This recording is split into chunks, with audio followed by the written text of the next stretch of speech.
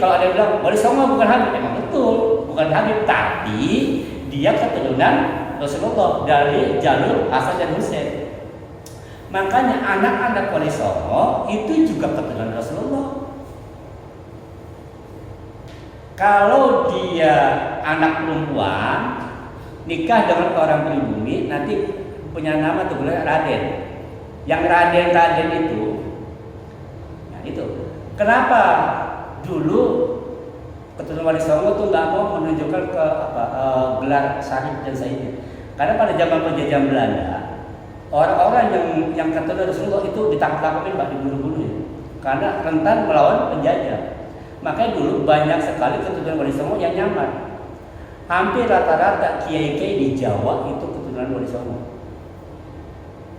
Rata-rata keturunan Wali Songo. Sebenarnya mereka itu keturunan Rasulullah, cuma mereka menyembunyikan identitasnya karena zaman itu nggak mungkin menggunakan nama itu. Itu yang pertama. Yang kedua, mereka nggak mau dikultuskan, nggak mau dikultuskan, membaur. Ya misalkan Sunan Gunung Jati nikah sama Dewi Pakumbati, gitu kan? Bernikah sama orang Cina namanya Ongkin, itu punya anak keturunan. Anak keturunan itu harus pakai syarif juga. Contoh lagi nikah, Sunan Gunung Jati nikah sama penguasa Banten, punya anak namanya Hasanuddin, Maulana Hasanuddin. Sultan Banten itu adalah keturunan Rasulullah juga. Cuma keturunannya tidak menggunakan nama Said atau Syarif, dirubahlah nama menjadi Tubagus. Kalau bapak nama orang Tubagus itu berarti ningratnya Banten. Kalau perempuan Ratu. Kalau anak-anak kiai itu Gus, nah itu anak kiai itu. Itu sebutan-sebutan sebenarnya kalau kita bicara silsilah. Nah coba kembali lagi bahwa kita nggak bicara nasab. Karena yang paling mulia di sisi Allah adalah orang yang bertakwa. In akramakum indal asbakum. Orang yang paling mulia di sisi Allah adalah orang yang bertakwa. Lo mau keturunan siapa? Kalau bejat ya bejat aja. Justru orang-orang yang mendapatkan darah orang mulia itu sebenarnya punya beban berat. Contoh, orang tua kita tokoh di kampung. Karena orang tua kita tokoh, kita bisa jaga nama baik orang tua. Itu baru sifatnya lokal. Gimana kalau yang? Jadi sebenarnya gelar-gelar itu beban sebenarnya. Makanya dalam hadis Sakral disebutkan bahwa nanti kita akan diberikan dua beban berat. Pertama Al-Quran, yang kedua wa itrati, keturunan itu berapa? Ya, makanya beruntunglah. Satu sisi beruntung mereka mendapatkan nasab yang bagus. Coba sisi lain mereka punya beban lebih berat. Lah kita nggak punya beban, kita bangun keturunan Rasulullah. Jadi bejatnya kita masih orang agak malu-malu dikit. Tapi kalau yang sudah pakai udah pakai nama-nama Habib, pelakunya agak benar, udah justru mencoreng nama dahulu.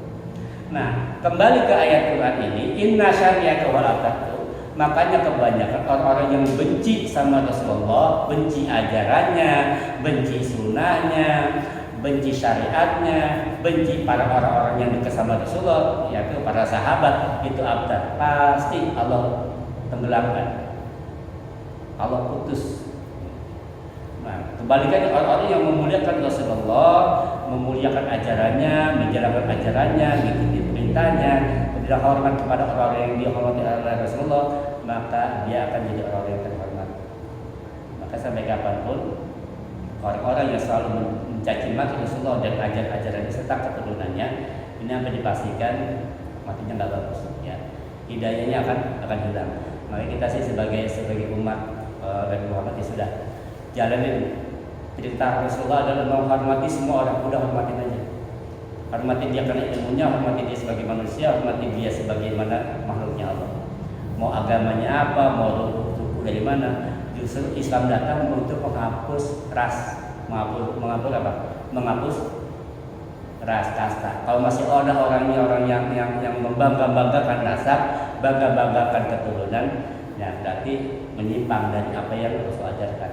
Ya, memang kita itu wajib menghormati fitrahnya Rasulullah, tapi jangan berlebihan. Hormatilah sebagai bentuk kecintaan kita, sebagaimana kita tidak boleh menghina orang-orang yang kita hormati.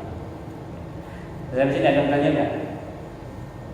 Ya, benar. Kalau terkait Allah kan ciptakan manusia, jin dan manusia itu beribadah kepada Allah. Nah, maka dalam level surga itu ada perbedaan dengan jin atau sama? Gimana? Untuk level surganya itu sama nggak dengan manusia, jin? Surganya jin? Ya. Bicara masalah surga kembali. Surga itu hak prerogatif Allah.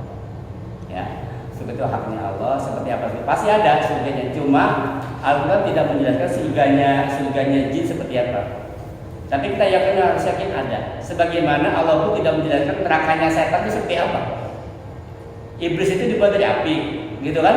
Lalu nanti dibakarnya kayak apa? Pakai api juga. Itu aja. Ya, itu urusan Allah deh.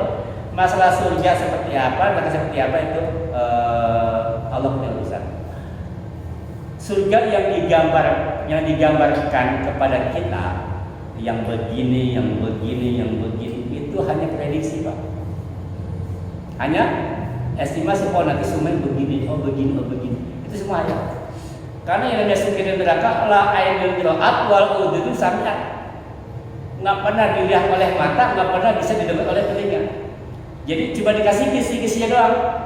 Sama nih, bapak mau dikasih rumah di mana? Misalkan di estate, kayak apa rumahnya? Ada ininya. Itu masih imajinasi kan? Bapak dikasih nih, estate di puncak. Atau mau villa nggak? Kayak gimana? Villanya begini. Tapi itu nyata nggak? Belum kan? Karena masih di bayangan kita. Begitu nanti ketemu, oh ternyata lebih indah dari apa yang yang terpenting buat kita adalah bagaimana cara kita mencapai itu. Kerjakanlah apa yang sudah menjadi wajib kita. Sudahlah, kita bukan berarti kita nggak boleh ya, tapi alangkah baiknya daya pikir kita pakai mungkin buat kita aja. Kalau kita beda alam sama kita. Kita juga nggak tahu soalnya kayak apa, puasa jin kayak apa, kita nggak paham. Ya jangan buat gitulah ya. Surga aja pintunya banyak, Pak. Surga pintunya banyak. Neraka pintunya berapa?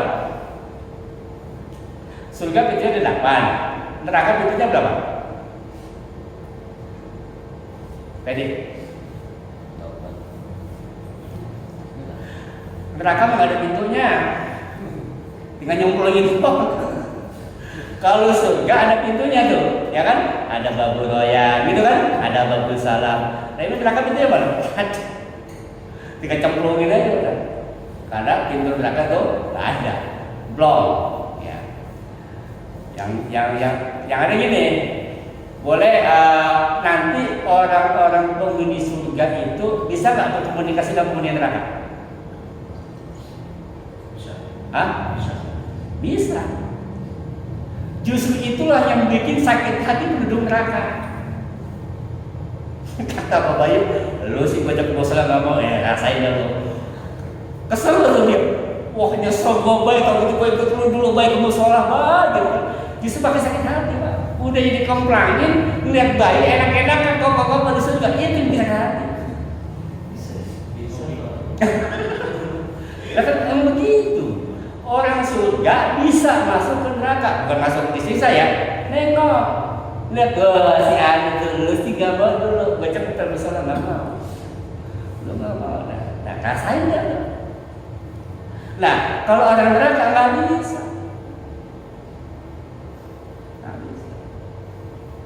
Maka kata Rasulullah kan, kullu ummati yadkhulul jannah illa man aba. Semua umatku dijamin 100% masuk surga. Itu kata Rasulullah. Jadi tidak ada satupun umat Nabi Muhammad, seburuk apapun dia, semaksiat apapun dia, enggak masuk surga. Pasti masuk surga. Rasulullah sudah menjamin, kullu ummati yadkhulunal jannah. Semua umatku pasti masuk surga. Illa man aba.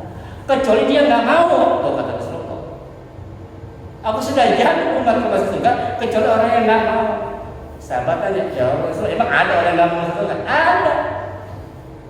Wa man ya'ba ya Rasulullah, barang siapa yang kagak mau ya Rasulullah, yang nggak mau itu adalah orang yang nggak patuh kepadaku. Wa man awsoni wa ya. Orang yang masih kepadaku, nolak aku, nggak mau jalan perintahku, nggak mau ngejin sunnahku, benci kepadaku, benci ajaranku, nah, itulah orang yang nggak mau masuk surga. Walaupun dia Islam, KTP Islam, namanya Abdullah Muhammad, KTP Islam gede semua, tapi nggak mau kita surga, itu wamaya. Dialah orang yang nggak mau masuk surga. Ya semoga lah kita termasuk orang yang memang Allah, yang didoakan oleh Rasulullah, orang-orang yang memang mau. Karena Rasul udah capek-capek ngajak ayo semua masuk semua.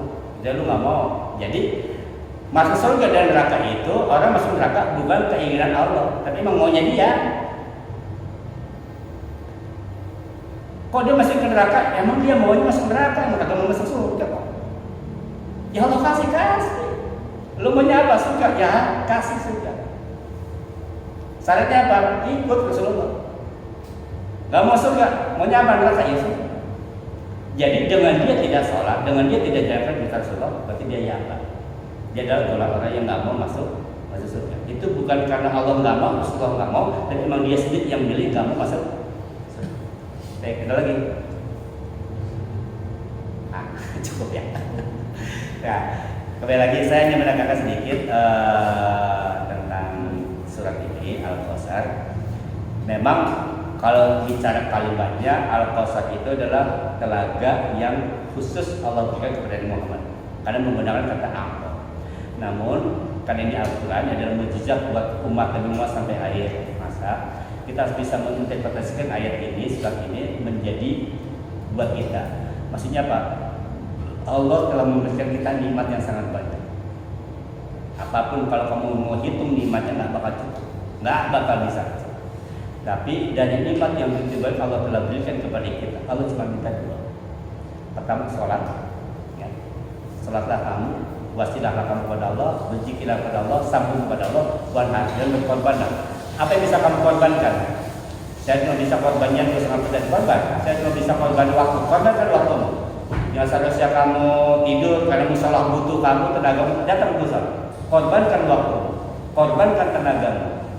Kalau nggak bisa korban harta, korban fisik, korban tenaga. Nggak bisa korban pikiran. Karena kita sibuk, nggak mungkin kita tinggal kerjaan karena ini lebih wajib, ya sudah nggak apa-apa. Yang penting kasih duit rokok nih orang dijabak di musola kan gitu. Kasih uang apalah, kasih pemikiran. Itu adalah bentuk pengorbanan kita sebagai bentuk cinta kita, bentuk syukur kita kepada Allah Subhanahu wa Ta'ala. Syukur-syukur, insya Allah mudah-mudahan kita bisa berkorban. Harga kambing berapa? 3 juta.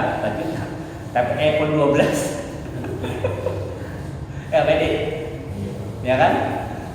iPhone 12 kalau agak 20 juta, lihat laptop yang sekian puluh juta, kau beli itu cash lagi. Giliran kambing 4 juta, dia dapat bingung saya. Yang begitu kata kamu hamba Allah.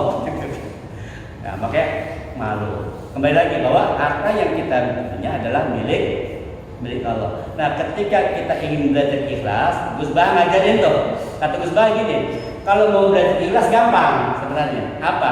Kita harus berpikiran bahwa harta ini milik Allah, aku kembalikan ke Allah. Enggak ada kata aku di dalamnya. Jadi ketika ngasih, ini duit gua, hilangin itu kata gua. Ini duit Allah. Ini uang Allah. Itu. Ketika kita sudah berpikir ke situ, lama-lama kita ikhlas sendiri. Karena kita sadar bahwa harta yang kita miliki ini adalah titipan. Kita umpetin, kita kempit, kita pelit, ingat hisab. Kan kalau harta gitu, benernya dihisab, haramnya diajar. Terakhir, janganlah kita memusuhi Rasulullah. Ya, kalau memang kita nggak bisa jadi pecintanya, ya kan? Cinta bisa dengan cara kita. Sebenarnya mencintai itu dengan berbagai macam cara dan ekspresi. Ada orang yang bisa yang karena keahlian kesastraan yang dia miliki, dia bisa mengarang kata-kata sebagai pujian, ya dia buatlah pujian-pujian pada Rasulullah. Pujian itu sebagai bentuk cinta dia pada Rasulullah karena kagum dengan sosok Rasulullah. Ada cintanya itu, saya mah nggak bisa muji, gitu kan? Saya turutin dah apa yang Rasulullah suruh. Saya sholat, saya puasa. Ada. Jadi ekspresi cinta itu orang nggak bisa dibatasi, ya. Orang nggak bisa membatasi cinta. Sama aja seorang suami nggak bisa membatasi cinta pada istrinya seperti hari kita mengekspresikan cinta kita pada istri kita. Ya mungkin saya mengekspresikan cinta saya pada istri saya dengan cara seperti ini. Ya jangan disamain dengan caranya Mas Boy mencintai istrinya dengan cara seperti apa. Kenapa? Mengekspresikan cinta itu nggak ada batas. Yang penting tidak lepas dari syariat, tidak melakukan perbuatan maksiat. Itu saja. Kemudian juga ikuti ajaran kita Rasulullah, ikuti ajaran-ajarannya, cintai mereka, insya Allah kita akan menjadi orang-orang yang dicintai oleh Allah Subhanahu wa taala. Demikian kurang lebihnya kami mohon maaf. Kita tutup dalam kafarat majlis. Subhanallah wa bihamdika asyhadu an la ilaha illa anta astaghfiruka wa atubu ilaik. Assalamualaikum warahmatullahi wabarakatuh.